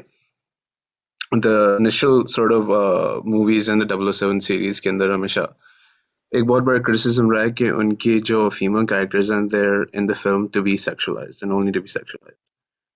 So वो films they've been going on for 25 plus years. So what would a modern Bond film look like? And I think 2021 की जो No Time to Die does a pretty good job of giving us that glimpse. Or we're going to start off by talking about how the women are portrayed in the film. And first things first, like we said in the opening paragraph, the old films and franchise sexualized personalities whose sole purpose was to cater to males' scopophilia. But the newer films, they tone down the trope quite a bit. Firstly, women are given a distinct personality and a purpose, unlike in the past where women in the series were there only to be sexualized. Or the film sexualizes three kind of women in the film. There's a good woman that prioritizes a monogamous relationship and takes on a role of a responsible woman that is nurturing to her child. and it also sexualizes a more butch/masculine woman who is brash and emasculated. And finally, it fetishizes and sexualizes a woman who is an alcoholic and a seductress. So there are three characters, and they're mostly in order. अगर आप site पे screenshots taken that are directly from the film. So the film uses composition and lighting techniques that highlight their figures or particular aspects of their figures. The film is shot with wide angles that create a sense of spying, or in this case, voyeurism. Some shots focus on the figure of the woman through close-ups, and in this case of the third shot, अगर आप देखें, the third shot, the shot is composed in such a manner that low-key lighting इस्तेमाल किए गए और character का silhouette बनाया गया, and that pretty much जितनी भी humanizing features हैं इस character की उसको black out कर दिए, and the only thing that is available for the audiences to see is her figure. So the lighting in almost all of the scenes is very moody, and the framing puts the focus on the characters' bodies. Or क्या कहते हैं, in all three sort of the shots, the focus is on the female characters की back, or they're the spectacle, and in the reverse shot अगर आप film देखें उसमें you have the male character, which is usually James, who is the scene जो scene का और in this case characters का bearer of the look है. जो मैंने reference दिया वो मैंने Loric कर दिया. What is male gaze, and it's a article. It's a really good article. I would suggest everybody to read. So essentially, the film banks on women and there to be looked atness,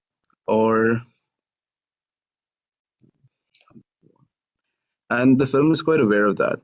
So generally, in the past 007 films, like I said, women were there to be sexualized, but they're merely done in the context for the character 007 and as well as the audience. Or in no part they didn't handle that very responsibly either. Like in this film, they're aware of that and they use that to build a sort of realistic world. So if you look at the screenshots at this side, the character Paloma is walking through this sort of crowd, or in that crowd you also have women who are also dressed in a manner to please a lot of the audiences over there. So you can sort of see as she's walking through, the men sort of avert their gaze from the women that are already surrounding them to look at the character Paloma. So this sort of gaze of lust is shown in the film in this very particular scene, or the scene takes place in Cuba. And so when you sort of create a parallel with real life, तो उसमें भी ये होता है कि अक्सर if you see a woman who's dressed in a very fancy way or very revealing way, so men generally tend to look at them थोड़ी बुरी नजर से. So it does a good job of being self-aware of that fact and also using that in the film with the background characters. So yeah. Right. So the film also, and there, if I go back to my article, sorry, there's so many other sort of references to this of how it sexualizes the women in the story, but at the same time it's aware of that. Or at the counterpoint is the opposite is also true with James Bond character. But the thing in this context is when James Bond is put in this sort of situation, there's no bearer of the look. There's no female sort of gazing at James Bond. It's generally done कि वो जब अकेला होता है, yeah. It's done not to fetishize him, but to sort of present a macho sort of 007 or kind of a comedic context में भी इसको इस state में दिखाया जाता है as compared to women who are sort of put in that state to be objectified and sexualized. All right, so moving on, the film also presents a setting in which it presents a good sort of of what it's like for a woman to work in the 21st century. So a scene in particular where there's this character Nomi who replaces James Bond. So it's already established that she replaces James Bond's rank and status quo as a double agent, but as soon as 007 returns from retirement, she is replaced by her male predecessor without her consent. And that entire scene starts with James in the boss's office already, and Nomi comes and says, "Okay, what is James doing here?" And then they say, "Okay, he has been reinstated as a 00 agent." And she repeatedly asked, like, what position is he in, and who is he replacing? And it's heavily alluded that James Bond replaced Nomi in the scene, but she keeps on asking ke double O what is his status quo, and they ignore her. और फिर जैसे scene progress होता है, the 007 directly gives Nomi an order to do X, Y, and Z, और जो assignment इनकी initially होती है that's just given to James Bond. So he takes a lead on the entire assignment. So this again is a good sort of parallel to real world where male co-workers are given a better preference over women to handle projects, or also अक्सर ये होता है कि leadership positions are more favored towards men than women, or this is a reflection of how a lot of workplaces work. Or Nomi is shown as a hardworking woman, but in this scene उसकी जितनी भी उसने sort of allocates gather की होती है, अपनी position gather की होती है, they transform her success into this sort of comedic relief. Right, so moving on to another aspect was violence against women. His film also deals with domestic violence. It actually touches upon it a little bit, but surprisingly enough, once they do explore a dynamic of a monogamous relationship in this sense, they also resolve it. We'll talk about that. So, opening scene ke andar, James is sort of set up by an organization his current lover worked for previously. So when he comes back, escaping from all that evil organization, he doesn't give a chance to the woman to explain. वो उसे एक मौका भी नहीं देता. He grabs her, he throws her away, or he contemplates. The scene बहरहाल progress होता है, and क्योंकि James Bond is infuriated, or he wants the truth. तो वो emotionally जो character Madeline का, he breaks her down by they're in this bulletproof car essentially, or उनके ऊपर fire rain कर रहा होता है, and James stops in the middle of gunfire, और वो essentially मैडलिन की जो लाइफ होती ही holds it in her hand. तो वो डेथ के डर से she breaks down despite telling James Bond किसी की गलती नहीं है, गलती नहीं है, गलती नहीं है.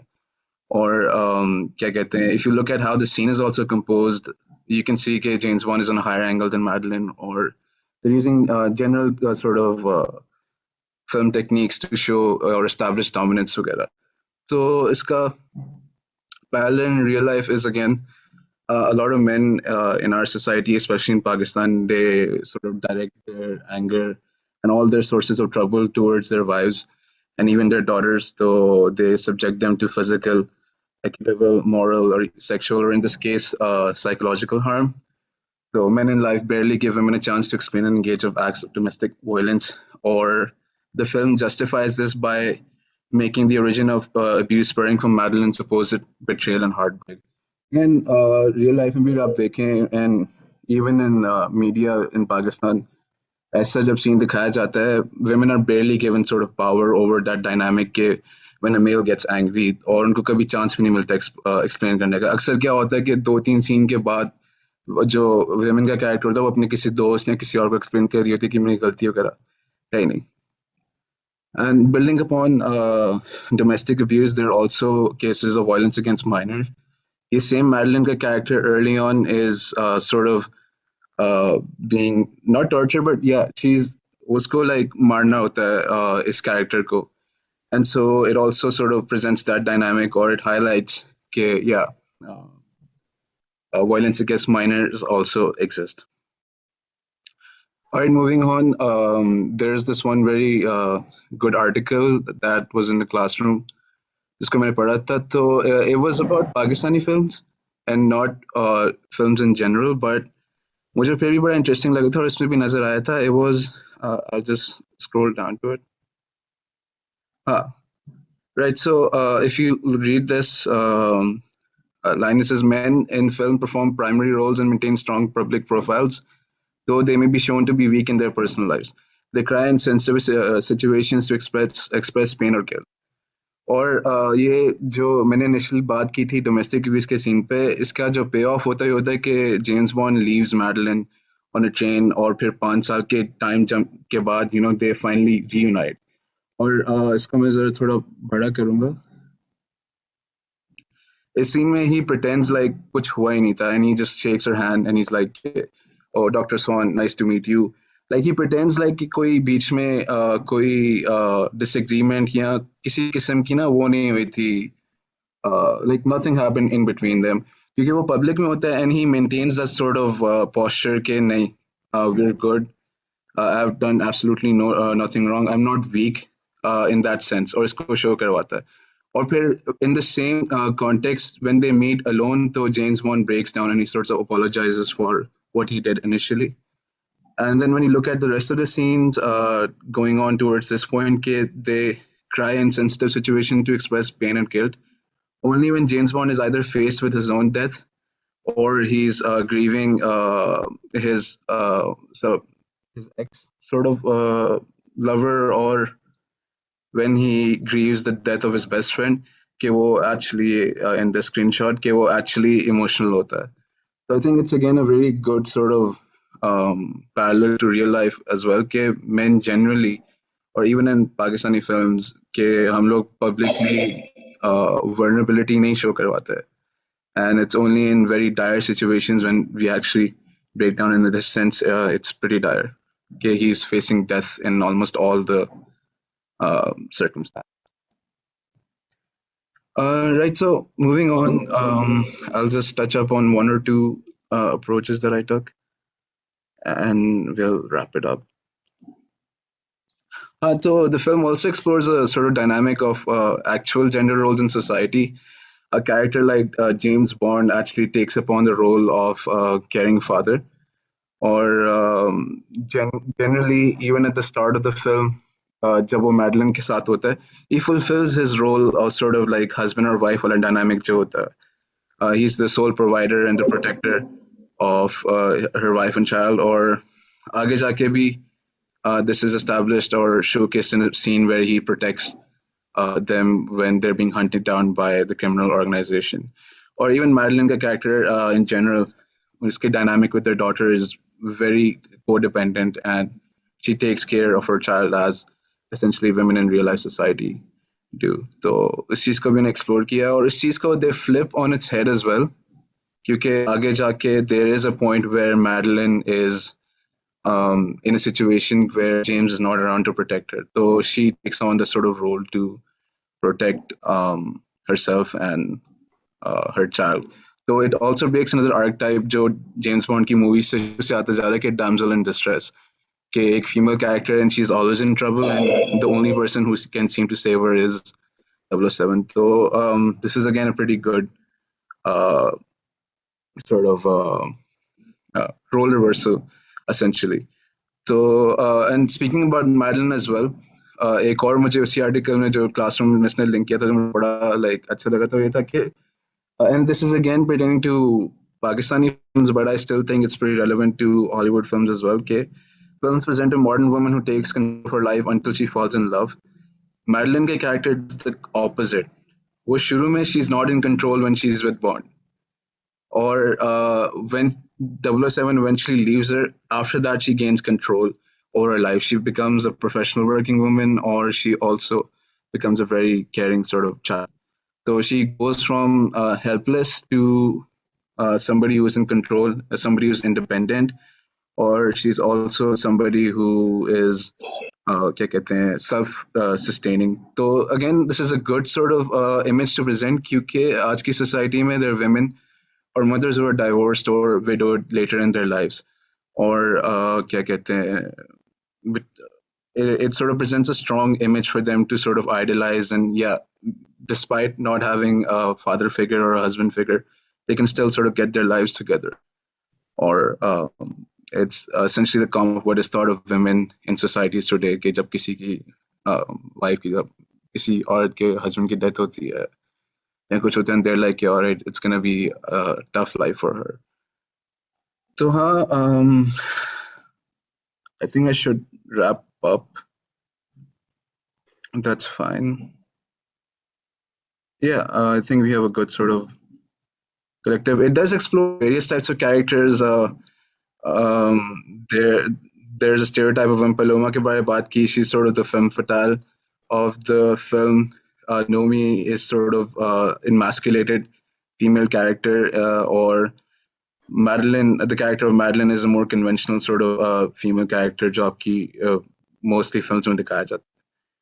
So yeah, So ultimately, 007 films is fairly sort of reflective of how women are in society or how they have to adapt to change to be better in society, or it shows a different figure of masculinity as well. Previously, 007 films में हमेशा James Bond का character हमेशा strong रहता था, but in this case, he sort of takes upon the role of a father figure, but at the same time, he various sort of circumstances में he broke down emotionally. तो एक humanize किया गया character को, and again, uh, he does maintain a strong image outside, but when it comes to vulnerability and dire situations, he does become emotional. He does break down.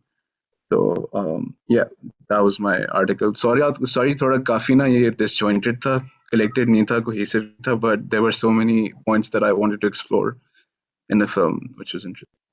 Right. Okay, thank you, Wasif.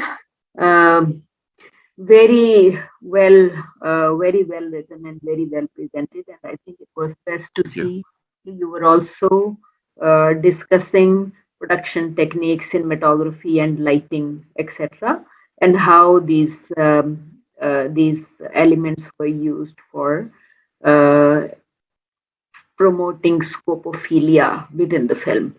And I liked it that you mentioned Laura Mulvey's looked atness and few other things. I think there is a book in Google Classroom that actually focuses on working women. So I wondered if you had looked at that when you started talking about. Yes, I did. Yes. Yeah. Okay. I think it was very well presented. Thank you. All right. Ji Salman. Okay, can you hear me, ma'am? Ji. So ma'am, the movie I picked on gender representation was Kate 2021. Ma'am, it's basically it's like a movie about a female main protagonist, and she's basically shown like a lethal killer and a strong woman who can get herself out of any danger. And basically, she's basically a hit girl. And in this movie, from what I'll give us a quick summary. And long story short, she basically gets poisoned on the job, and she has she has 10 hours to find out who her killer is, and that's where she like devotes her last time to. So what I've seen in this movie that really strikes to me and shows me the gender representation in this movie is I would compare it to like John Wick. From a non-film point of view, it basically shows a really strong dominant female protagonist in a really dominant male patriarchy society. This movie is taken in Japan, where Japan and basically what her conflict is shown is against Yakuza, which is an incredibly dominant male dominant basically society in a way. And the only way in Yakuza where a female would get respect is if she is like married to someone who is like a high rank Yakuza member. So in most traditional movies, we've seen women represented in many ways. They can be shown as weak, over sexualized, evil, or they are shown in danger and rescued by a stronger protagonist man, even when they are given a role which they may be dangerous and strong, such as like in James Bond movie. But they're always like a support character to James Bond. Like they'll assist him in a little fight, but they are a support character to give him a hyper masculine character, as he won't be James Bond without the females. But their role in like instilled in them, regardless if they're strong, like is always like shown to be a support character than rather than an independent character. And when it is like shown as a female protagonist, it's on the basis that, oh, she's killing bad people, oh, she's a strong woman. But what I like about this film is that Kate like how I said, the Yakuza is a really masculine dominant society. So in this movie, there are handlers, basically people who basically pick up young agents at a young age and they train them the entire life. Even a handler is basically a father figure. There's this guy who picked up Kate at a really young age. So there's always this barrier of like masculinity. There's this always control, no matter how strong Kate is, no matter where she gets, even though she's the biggest killer, there's always this sort of like patriarchy influence on her. And she only breaks this when she basically goes out to like seek revenge and find some answers. From a second. In this movie, Kate is shown far superior than man, and it is reinforced through the movie as she easily kills a group of 20 men, making obvious that she's far dominant and a female version of John Wick. This is unusual as it is difficult for a female to be a boss. This is a quote by Togus, 2015. The way Kate is shown throughout the scenes, where she isn't only killing, but is shown dominant through her actions as well. In a scene where Kate goes to a group of Yakuza to escort information to them, she goes in a room where she kills a guard in front of a group of Yakuza leaders. The director stunts fear not by a clear visual appearance of fear in man, but also shows Kate dominance through framing. Every time Kate is like basically in a room with a man, or she's talking to a man, the director will always use like an over the shoulder type of view, and they will always make Kate look taller than the other guy. And when it shows a reaction of Kate from the basically the other guy's point of view, Kate is always shown more superior. The Most of the times when Kate even enters the room, the guys are sitting down, Kate is sitting up. It always shows a metaphor like when Kate enters the room, she is the one in control, and it shows not only through her only killing easily 20 people, but through a lot of camera angles. It looks like it shows dominance. Like when someone looks up to Kate, they show an angle that they're looking up to Kate, even though in the next angle it will show that they're the same height. But they set this dominance through a lot of framing throughout the movie. And then she goes in the room, she kills a guard in front of a group of Yakuza leaders. This stunts fear not by visual appearance by man, but also shows through dominance in the framing. The entire time she encounters man, it is shown Kane always in the center of the frame, and it cuts to a reaction shot. And in this case, the Yakuza, that they are shown as a fragile and small position in a way where they're looking up to Kate and she's looking down to them, thus showing superiority and dominance. The movie proceeds to showcase Kate's dominance through simple conversation as she says, "Did you poison me?" Then proceeds to a reaction shot of Yakuza with a close-up shot from them. And if you know anything about Yakuzas, they're supposed to be as dominant as they can get, but in these shots you see them you see them getting scared. And another thing that strikes a lot of female dominance is the exaggeration of the male's deaths. Every time they basically kill a man, or when they kill a Yakuza, it is like hyper dramatic in a way. Like example, like they'll shoot a guy and the guy will like go flying backwards. And when Kate gets hit, when Kate gets shot, is shown as a really realistic way. So that also like asserts one type of like fictional imagination, that we're looking at it from Kate's point of view, that she's the hero. We're not looking at it from the Yakuza's point of view, because in a way the movie is shown in a way that they shouldn't matter. Why should they matter? Because Kate is the badass. Kate is the main protagonist. So throughout the movie they make us feel like that we are watching it through Kate's point of view. And then after basically the accuser shakes his head implying no, this proceeds to Kate saying, "If you don't tell me, I will kill you. If I think you're lying, I will kill you." This is followed by her shooting point blank at the Yakuza as she moves on the next one to ask the same question. In this way, Kate is showing her dominance as she's the one in control. The other Yakuza men seem to be aware as she's showing them what will happen if they don't play by her rules, also implying that she's the one who decides who dies. These film tactics also take up throughout the movie. Whenever it cuts over the shoulder, sorry, that was my same point. Looking around.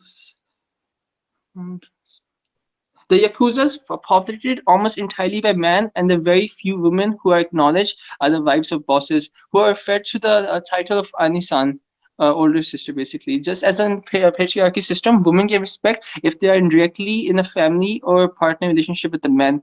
When Kate comes and enters in a fight or during a dialogue, she is shown dominance as she is the one in control, and she kills 10%. The boss surrenders for Felicity to her. It always shows that she's the one in control, and when she is talking to the boss, it is shown him sitting down on the floor, and it switches back over to the over-the-shoulder reaction shot. When she's looking at them, 1 second. Thus, I think Kate is trying to change how we view and how gender is represented in films through the framing and shots and angles, and fundamental analysis of the movie through the visuals and its dialogues and narrative shows us the power of Kate a woman and how powerful she can be. In this movie, when she also like the also plot is there's this Yakuza's leader's daughter that Kate had to assassinate, like she had to kill her father, and then she has to kidnap her daughter and basically escort information from her. And in a way, throughout the movie they basically become codependent on it, because even though the girl is a really important Yakuza's family member, she's also shown just as disposable. And only when she meets Kate, she gets a sense of self-importance, and she becomes a strong woman, because Kate in this way is shown as an idol to her. And yeah, so from what I've seen is this movie from a film point of view, like from framing wise and stuff, it shows a lot of dominance and even to, but like you can clearly tell it's like a copy version of John Wick, but with a female character. So yeah, like I think it shows more of a conflict between patriarchy versus um yeah. And even in the end, it basically goes to her killing her father, which is basically her handler.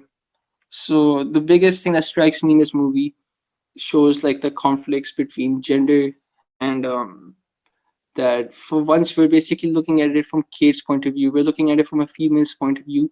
Even though she's a protagonist, she's shown really strong. We still see her emotional side. They don't show her as a robot, but they show her enough to basically tell us that yeah, she is the one who's a shot caller, but she still has emotions when she cares for Ani, when she cares for random people.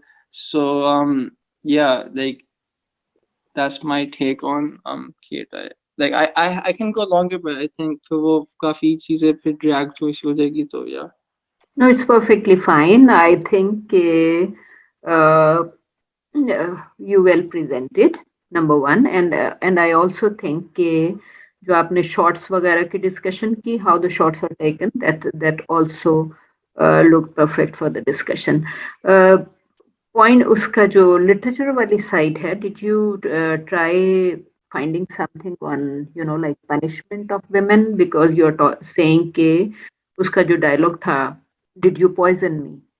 तो eventually अगर पूरे इसको connect करें, like earlier you are saying कि वो इतनी strong है that she can kill 20 people in a go, और उसके बाद finally she herself dies in this manner. तो इस वजह से मैं पूछ रही थी कि why is she punished like this है, और पनिशमेंट थेरीज का एक अपना कनेक्शन है. Briefly Sadaf Ahmad has also mentioned punishment, I think कहीं कहीं आता है उसके पेपर में reflection, but for future I can suggest कि आप पनिशमेंट के पॉइंट ऑफ व्यू से पेट्रियार्की एंड पनिशिंग विमेन जो है उसको एक्सप्लोर कर सकते हैं in future. Ma'am, yes, she does get punished, but the thing with Kate is she isn't like a normal person. She in this field, there's coffee scenes where she says she's not fearful of death, but if she dies, she rather go on her terms, which she kind of does in the end. Because in the end, basically what happens is that there's the girl I was talking about, Ani, who basically Kate depends on. She depends on Kate, and they have this relationship. So in the end, Kate basically tries to save Ani from her own handler, and basically it shows that Kate goes and kills everyone else, in a really comedic way. Kate goes and kills her handler, Kate kills the Yakuza leaders, and then she ends up saving the Ani girl. And in the end, basically what turned as a punishment basically makes Kate finally become a human, because she wanted to go out of this assassin life because she wanted to feel like a human. So thus when she sees Ani, she basically becomes a role model for her. She starts saving her. She starts trying to be a mom, and a sister that like she always wanted. So in the end, she basically saves Ani, and she basically like saves Ani from going through this type of life. And so in a way, the final scene is Kate dying on the floor and Ani crying and hugging her, and Kate like smiling and saying, "It's okay, it's okay, you're gonna be okay." And I think that's what there was a punishment thing that yeah, Kate still got punished, but she was okay with it. She went on her terms in the end, and before she was trying to, she could have still died, but she still fought through it just to save Ani. So I think there's a really big punishment element, but at the same time, Kate kind of redeemed herself. That was the entire premise of the movie. That Kate wanted out. She wanted to have a family. She wanted to like fall in love. She wanted to love someone. That's why she couldn't get. That's why she was scared, because she was punished for wanting, to explore these type of emotions, which would look down like as a sensitive, emotional type of, like it won't be even good for assassin, but let alone, it's like too feminine, perceived from their handlers and stuff. And that's why they tried to kill her, because they thought that she was going soft. She was, because she was being too girly, and she was okay with that. And because she did what she set out, and then she did what she, wanted to, which was start a family, or just at least save someone, or be, redeem herself. Because in the movie she basically killed Ani's father, so she had this entire guilt the entire time, because she saw Ani distressed. So in a way she redeemed herself from her guilty conscience, and she did something with her time. So I think she was punished, but I think she was okay with it. That was more than she expected, and she, yeah. Thank you. I think most presentations were very nice. All presentations were very good. Some were just excellent, and I liked it that some of you were actually looking at shots, how the technique itself was used for promoting patriarchy or other concepts that we have discussed in Google Classroom. Thank you.